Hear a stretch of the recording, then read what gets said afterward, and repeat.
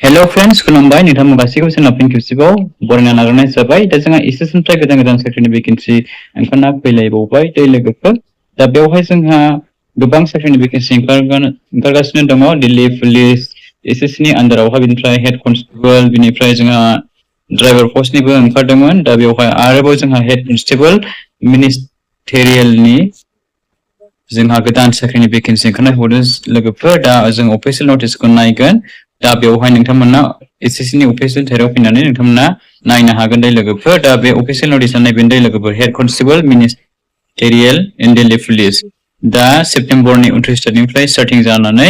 20 तारिख अक्ट'बराव last date जागोन दै बिनि अनलाइन एप्लाइ प्रसेसआहाय दै लोगोफोर दा बेवहाय जोंहा गोबां एलिजिबिलिटि क्राइटेरिया दं दै लोगोफोर दा बेवहाय एलिजिबिलिटि क्राइटेरियाखौ जों नायगोन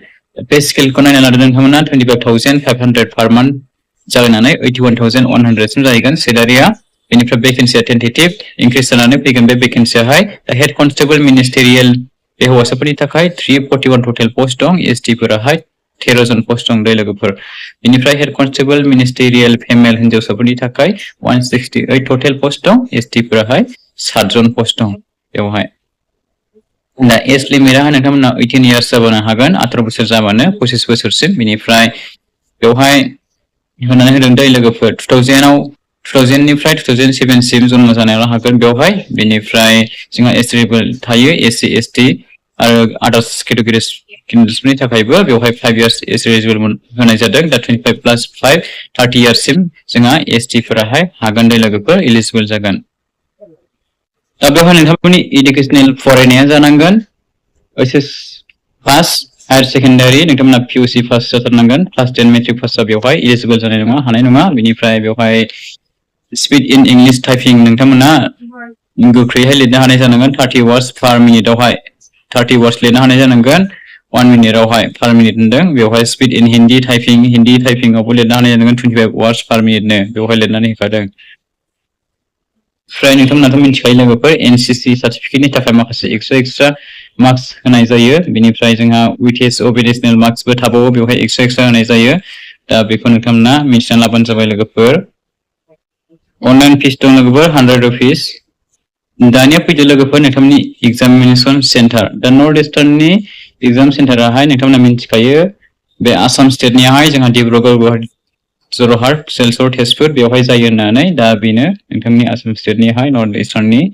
एग्जाम सेन्टारा बेवहायनो लागोन बिथांमोना एग्जामखौ बावनो बे सेन्टाराव होखानाय सेन्टारावनो बिथांमोना एग्जामखौ कन्डाक्ट खालामगोन दा नायदो नोंथांमोननि एग्जामा मा साबजेक्टनिफ्राय फैगोन नोंथांमोना नायनो लादो आं बेखौ फरायनानै हरनो सानला मानो होनोब्ला भिडिअआ जोबोर गोलाव जायो ओमफ्राय 100 मार्क्सनि जागोन जाहैबाय बेनिफ्राय 25 मार्क्सनि जागोन जाहैबाय टाइपिं टेस्ट कम्पिउटार बेस टेस्टआवहाय दा बेवहाय क्वालिफाइं जायोबा नोंथांमोना आरो नेक्स्ट स्टेप बारलांबावगोन जाहैबाय दा बेवहाय 90 मिनिट्स टाइम मोनगोन 1.5 घन्टा 100टा कुइसन फैगोन जाहैबाय बेनिफ्राय जोंहा नेगेटिभ मार्किं दं लोगोफोर 0.25 रं जायोब्ला नोंथांमोना बेनिफ्राय हिन्दी एन्ड इंलिश लेंगुवेजजों नोंथांमोनाहाय कम्पिउटार बेस्ड एग्जामिनेशन होनांगोन साबजेक्टफोरखौ नायना लानाय लोगोफोर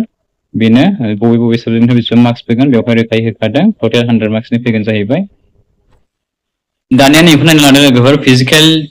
एन्डुरेन्स टेस्ट बेखौ नायदो हौवासाफोरनि थाखाय बेवहाय होनाय दंखायो नोंथांमोना बेखौ स्क्रिनशट खालामनानै नायना लाबानो जाबाय बेनिफ्राय नैबे फिमेल हिन्जावसाफोरनिखौबो नायबानो जाबाय नोंथांमोननियाहाय बेखौ नायना लादो लोगोफोर भिडिअआ गोलाव जायो बेखौ खिन्थाहरोब्ला ओमफ्राय नै फिजिकेल मेजारमेन्ट टेस्ट बेवहाय हाइट सेस हौवा हिन्जाव बेनिखौ नोंथांमोना नायना लादो बेसेबां हाइट बिदों बेसेबां सेस बिदों बेखौहाय नायना लादो दै लोगोफोर बेनिफ्राय जोंहा बे जोबखांनायनि उनाव फिजिकेल मेजारमेन्ट जोबखांनायनि उनाव जोंहा माखासे एग्जाम जाबावगोन फिजिकेल मेजारमेन्ट टेस्ट बे दंबावो बेनि लास्टआवहाय दा बेवहाय दं जोंहा प्रडिउस अफ टाइपिं टेस्ट अन कम्पिउटारावहाय बेवहाय नै इंलिश टाइपिं हिन्दी टाइपिं होखादों नोंथांमोना बेखौ स्क्रिनशट खालामनानै नायबानो जाबाय फरायनानै बेनिफ्राय टटेल मार्क्सबो होनाय दंखायो टाइम होनाय दंखायो नायना लादो नोंथांमोना बेखौहाय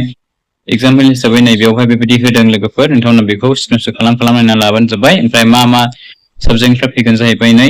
आरो बेसेबां टाइम मोनगोन मोनसे साबजेक्टआव नायबानो जाबाय नै एमएस वार्डनिफ्राय फैगोन जाहैबाय 10 मिनिट्स टाइम मोनगोन एमएस पावार पइन्टनिफ्राय फैगोन जाहैबाय बेनिफ्राय जोंहा एमएस एक्सेल दं बेनिफ्राय फैगोन जाहैबाय दा बेनो आरो दा नोंथांमोना मोजां काट अफ मार्क्स लानानै नोंथांमोना क्वालिफाइड जायोब्ला नोंथांमोना डाइरेक्ट साख्रिखौ मोननो हागोन दे लोगोफोर दा बेनोमोन लोगोफोर लेटेस्ट आपडेट्सआहाय नोंथांमोना भिडिअखौ हाय लोगोफोरनो शेयार खालामनायदो आरो बेजों लोगोसे नोंथांमोना चेनेलाव सोरबाफोर गोदान फैसन दंब्ला आरो दासिमबो नोंथांमोना चेनेलखौ गोबांनो साबस्क्राइब खालामनो लायाखै दे लोगोफोर नोंथांमोना चेनेलखौ साबस्क्राइब खालामनानै लाग्रोलायजोबबानो जाबाय जाहाथे फिउचारावबो नोंथांमोना गोदान गोदान लेटेस्ट इम्पर्टेन्ट आपडेट्स मोनलांबाय थानो हायो बे डिजिटेल आपडेट इउटुब चेनेलनि गेजेरजोंहाय बेनिखायनो नोंथांमोना गासैबो चेनेलखौ साबस्क्राइब खालामनानै लाग्रोबानो जाबाय आंनिफ्राय नोंथांमोननिसिम खेबसे खावलायहरनाय थाबावबाय दे लोगोफोर दा बेनोमोन दिनैनि भिडिअआ एसेखिनियाव आं भिडिअखौ फोजोबनो सानबाय लोगोफोर भिडिअआ गोलाव जायोब्ला नोंथांमोनाबो खोनासंनो आरो नायनो बोरिं जायो बेनिखायनो आं भिडिअखौ एसेखिनियाव फोजोबनो सानबाय गोदान भिडिअजों लोगोसे फिन खेबसेबाव नेक्स्ट भिडिअआव लोगो मोनगोन thank you for watching see you again bye bye and take care love you all